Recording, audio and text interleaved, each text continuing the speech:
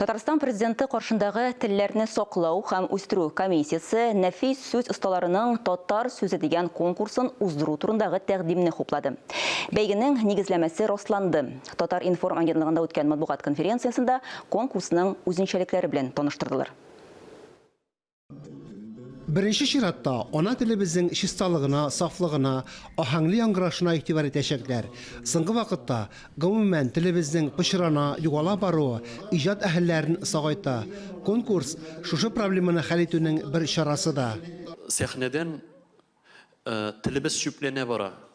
Bik köp Urus tilli sözler kire, şitil tilinden de bik yaş kullanalar.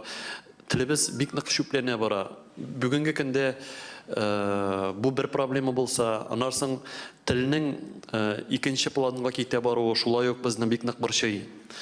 Біз енді тігі концертлар қойып қына түгіл, түрлі шушындай шаралар ұйыштырғанымыз да бар. Біз аңлайбыз һәм көрәбіз халықның нешік тігі яйсе бұл шараға келгенін. Konkursның сайлап алу туры онлайн форматта уза.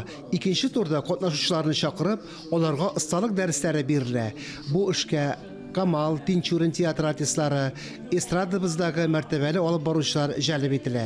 Ода милләтне саклауда мен үлем безгә барыбызга бергә кулга кул тотышып эшләгәндә генә без бу növbətdə, bu yönəlişdə zor uğuşlarda erişə olabız. Buna mümkünçilikləri xəzir bir zor. Çünki internet zamanası biz mənə hələ ki şuşu pres konferensiyalar vaxtında da mənə hələ günə biz qoyduk iqlanlarını. Bəygi şiiriyat, proza, məsəl nominatsiyalarında ötə 10 yaşa qədərgə, 11-dən alıb 17 yaşgacha, 18 yaşlıq həm ölkənlərlər arasında jingişlər bilirənə. Teatr, kino, konsert uyuşmalarının nəfis söz ustaları, diktorlar öz nominatsiyalarında ən yaşlarını açıqlayacaq. Hər nominasiya boyunca sallığına böləklər qoralğan.